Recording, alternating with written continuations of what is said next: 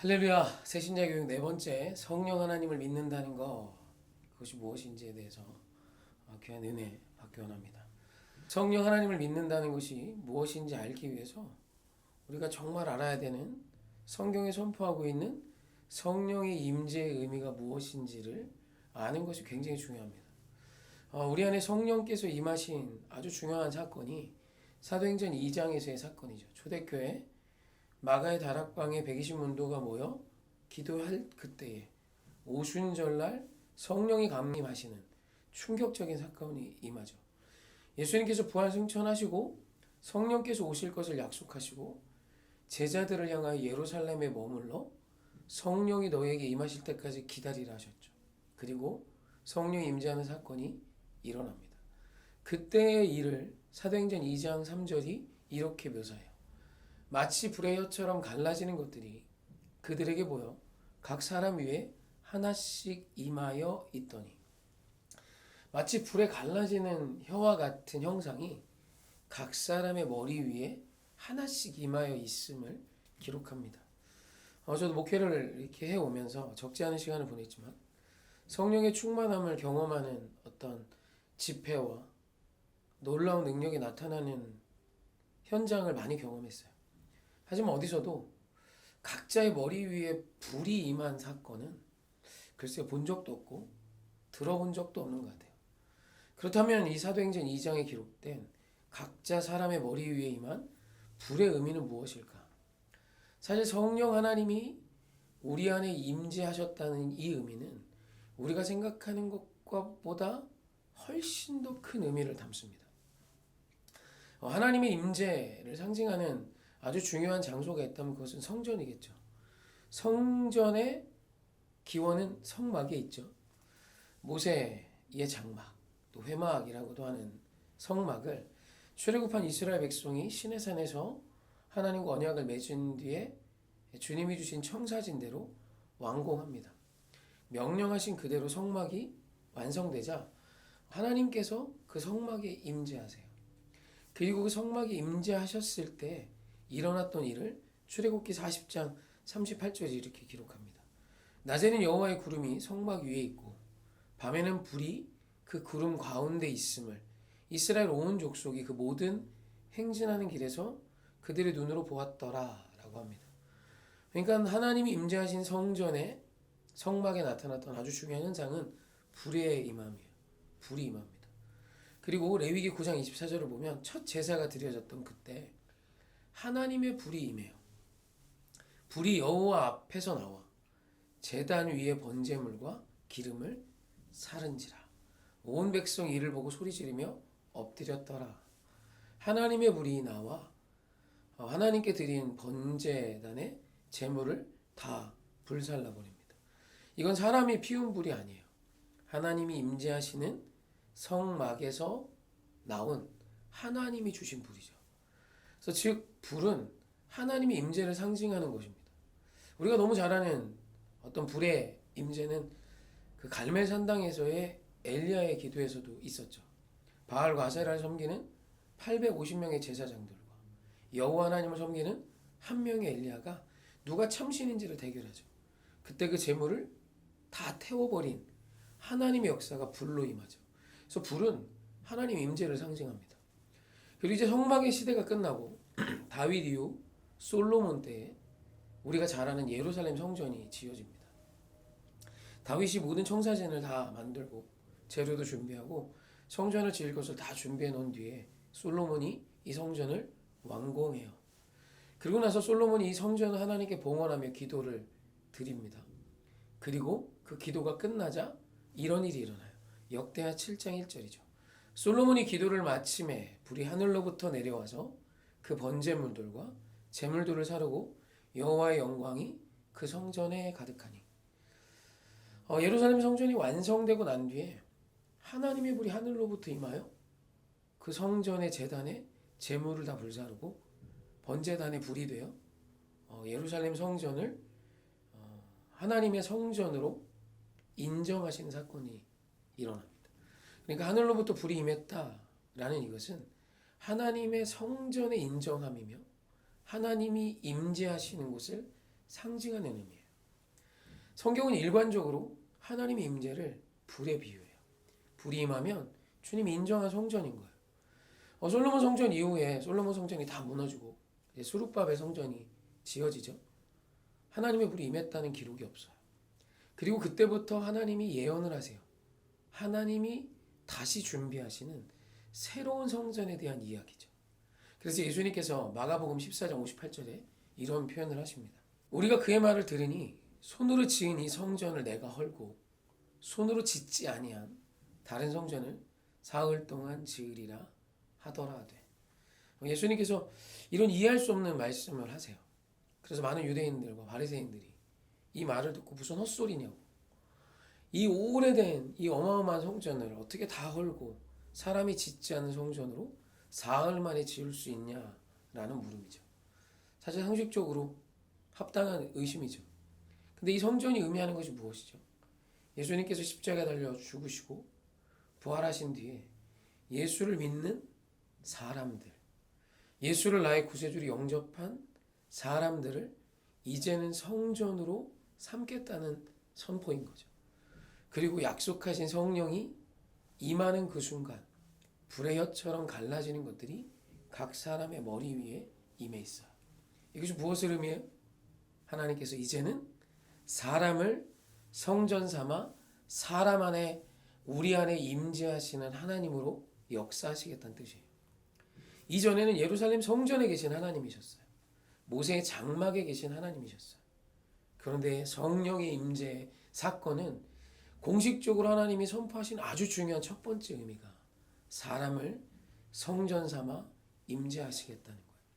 그러니까 지금 예수를 믿는 저와 여러분, 이 안에 성령 하나님이 거하시며 저와 여러분이 하나님의 성전된 자들인 거예요. 즉 이 말은 많은 의미를 담고 있습니다. 주님을 예배하기 위해 이제는 주님을 제사하기 위해 제물을 들고 특정한 장소로 찾아갈 이유가 없는 거예요. 저와 여러분이 성전되어 있기에 여러분이 예배하는 그곳, 여러분이 머무는 그곳이 하나님이 임재하시는 곳이 될 수 있는 것입니다. 그래서 오늘 신약의 시대를 사는 우리 개신교인들은 저와 여러분 모두 어디서든 예배할 수 있는 자가 되었다라는 거예요. 어떤 대단한 사제나 누군가가 와서 예배를 인도해야 되는 것이 아니라 오늘 내 안에 하나님이 계시기에 우리 안에 성령으로 임재하신 하나님의 역사가 있기에 성령 하나님을 믿는다는 것은 아주 중요한 시작은 저와 여러분이 성전이 되었다라는 의미입니다. 오늘 우리 하나님이 어디 계십니까? 이 안에 계십니다. 그래서 이 산에서도 저 산에서도 말고 오늘 저와 여러분이 서 있는 그곳에 역사하시고 임재하시는 하나님이심을 믿는 것이 성령 하나님을 믿는 출발인 것이죠. 할렐루야. 그렇다면 우리 하나님께서 우리 안에 왜 임재하셨나? 성령 하나님이 우리를 왜 찾아오셨나? 이것을 알아야겠죠.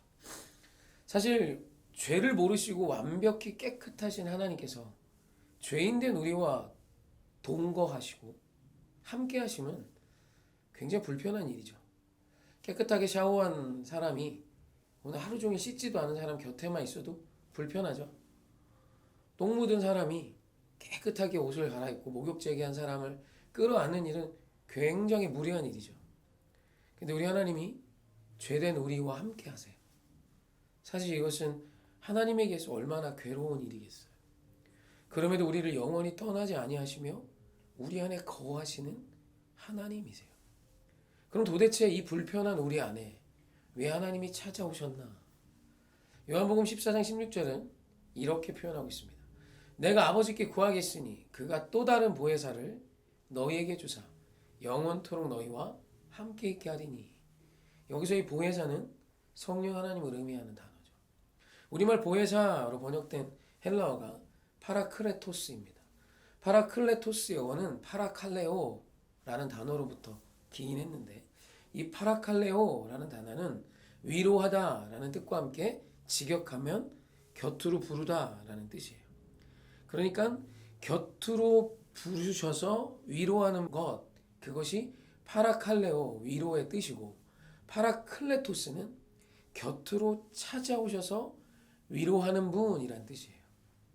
즉 우리 곁에 찾아오셔서 우리를 위로하시고 우리를 상담하시고 우리를 도와주시는 분, 그분이 보혜사, 그분이 성령 하나님이란 성경적인 선포인 것이죠.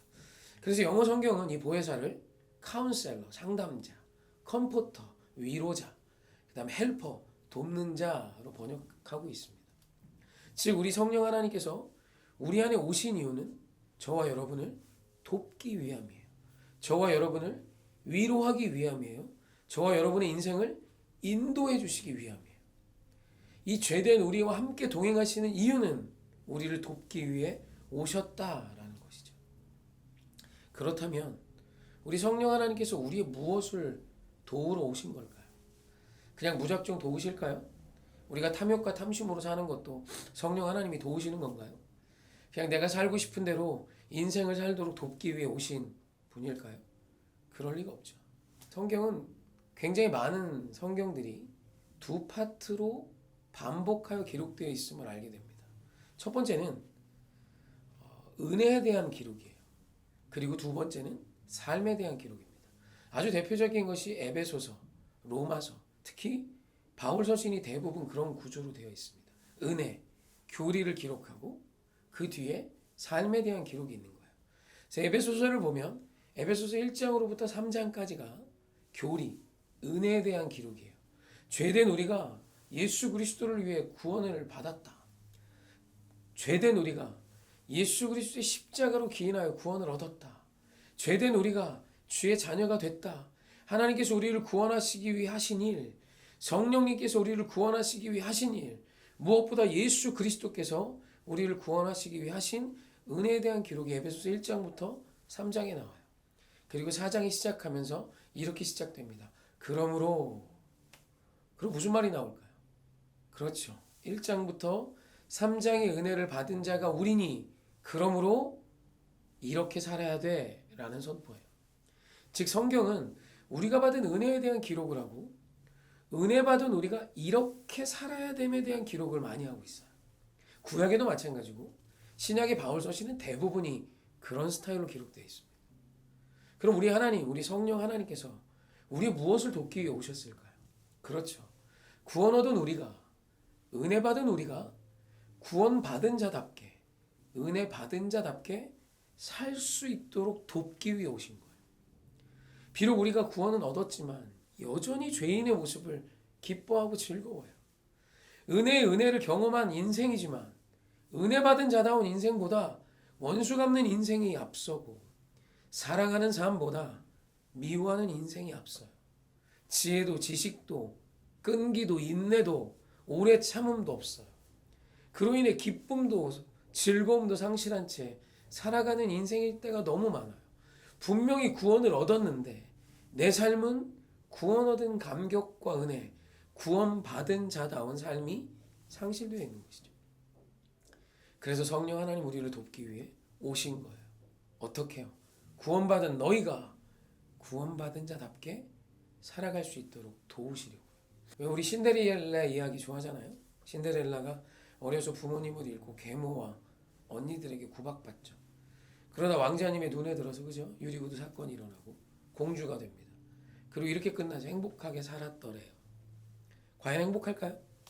어제까지 시녀, 하녀, 그죠? 식모처럼 살았던 신데렐라가 오늘 공주가 되어 공주로서 살 수 있을까요? 분명 신부는 바뀌었어요.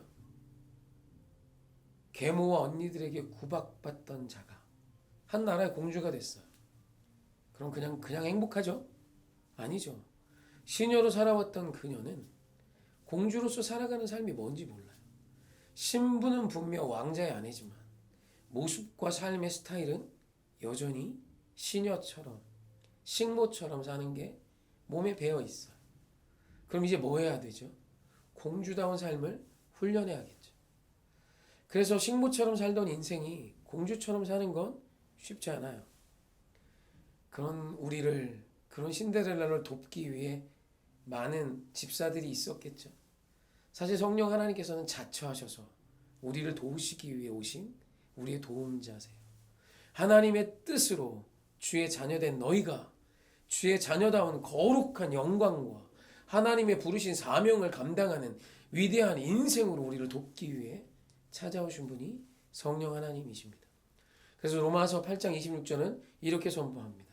이와 같이 성령도 우리의 연약함을 도우시나니 우리는 마땅히 기도할 바를 알지 못하나 오직 성령이 말할 수 없는 탄식으로 우리를 위하여 친히 간구하시느니라. 할렐루야. 성령 하나님께서 오늘 저와 여러분을 돕기 위해 우리 곁에 찾아오셨습니다. 이 성령 하나님을 사모해야 하지 않을까요? 그리고 이 성령 하나님의 도우심을 신뢰하며 용기 내야 하지 않을까요? 살아계신 하나님의 임재와 능력으로 성전된 우리가 하나님이 임재하시는 성전다운 삶을 살아낼 수 있도록 우리를 위로하시며 우리를 도우시며 우리를 격려하시며 우리에게 지혜를 주시며 우리에게 할 말을 생각나게 하시며 주님의 뜻을 알게 하시는 성령님의 도우심이 우리 안에 있음을 믿는 것, 이것이 성령님을 믿는 자입니다. 오늘 우리는 홀로 있지 않습니다. 마땅히 기도할 바도 알지 못하는 연약한 우리지만 세상을 지으신 하나님이 우리 안에 임재하시며 우리를 성전 삼으시고 하나님의 위대한 백성으로 초대하고 계세요. 이것이 성령님을 믿는 은혜입니다. 마지막으로 우리가 하나 볼 것은 한국교회가 이런 성령 하나님의 역사를 굉장히 사모하는 성향이 강하죠. 그래서 우리가 늘 듣는 표현이 뭐예요? 성령 충만이에요. 성령 충만하니? 성령 충만 받아야 한다. 이 표현이죠. 그래서 성령 충만에 대한 사모함이 있다 보니 성령 충만에 대한 오해도 커요. 그 대표적인 것이 성령이 충만하면 신비한 일을 경험한다는 거예요. 꿈과 환상과 방언과 통병과 예언과 뭔가 인간으로서는 할 수 없는 신비한 일이죠. 사실 이것이 굉장히 위험한 한국교회의 성령에 대한 해석입니다. 사실 성경은 성령 충만한 자의 증거를 이런 신비함으로 말씀하지 않으십니다. 성경이 말씀하는 성령 충만함의 증거는 갈라디아서에 명확히 나와 있어요. 갈라디아서 5장 22절로 23절입니다. 오직 성령의 열매는 사랑과 희락과 화평과 오래 참음과 자비와 양성과 충성과 온유와 절제니 이 같은 것을 금지할 법이 없느니라. 성령으로부터 기인한 열매라면 성령 충만한 완벽한 증거겠죠. 이 나무가 사과나무야 라는 것에 대한 완벽한 증거는 사과 열매겠죠. 오늘 성경이 이 모든 걸 알고 계셨어요. 성령의 역사 안에 우리 안에 신비함이 임할 수 있습니다. 저도 꿈도 환상도 치유도 신비한 일들도 방언도 경험하고 통변의 은혜도 받았습니다. 그러나 진짜 중요한 것은 성경이 보증하는 성령의 역사는 바로 사랑과 희락과 화평과 오래 참음과 자비와 양성과 충성과 온유와 절제 모두 다 사람이 살아가면서 나타나는 삶의 태도와 성품인 것이죠. 성령 충만한 자의 확실한 증거는 바로 태도와 성품이라는 의미입니다. 신비함을 경험하지 못해도 혹 경험했어도 우리 안에 이 태도가 없다면 오래 참음이 없어요. 사랑도 없어요. 희락도 없어요. 화평도 없어요. 가는 곳마다 분란이 일어나요. 성령 충만한 자 아닌 거예요. 성령 충만한 자는 화평의 사람이 되는 겁니다. 성령 충만한 사람은 사랑하며 사는 자가 되는 거예요. 성령 충만한 자는 오래 참을 수 있고 온유할 수 있고 절제할 수 있는 자예요. 사랑하는 성도님, 이것이 성령 하나님을 믿는다는 것의 아주 중요한 핵심입니다. 성령 하나님을 믿는다는 것, 크게 세 가지에서 보았습니다. 첫째, 성령 하나님을 믿는다는 것은 당신이 하나님이 임재한 성전임을 믿는 것입니다. 둘째, 성령 하나님을 믿는다는 것은 은혜 받은 내가 은혜 받은 자다운 주의 자녀가 된 내가 주의 자녀다운 삶을 살 수 있는 도움자, 위로자, 상담자이신 하나님이 우리 곁에 있음을 믿는 것입니다. 그분의 도우심을 신뢰하십시오. 그리고 세 번째, 성령 하나님을 믿는다는 것은 오늘 성령 하나님으로 인하여 성령의 열매들이 우리 안에 맺어가는 것입니다. 당신의 성품과 태도가 예수 닮기를 원합니다. 예수님의 그 성품이 당신의 인생에 나타나기를 원합니다. 이 일을 이루시기 위해 성령 하나님께서 저와 여러분에게 찾아오셨습니다. 이상으로 성령 하나님에 대해서 아주 간략하게 정리를 해보았습니다. 이 영상을 2번, 3번 시청하시면서 성령 하나님이 누구이신지 오해 없이 성령 하나님을 믿는다는 것이 무엇이든지 온전히 깨닫고 성령 하나님을 사모하여 성령 충만한 성령의 열매가 주렁주렁 맺히는 저와 여러분 하십시다. 사랑하고 축복합니다.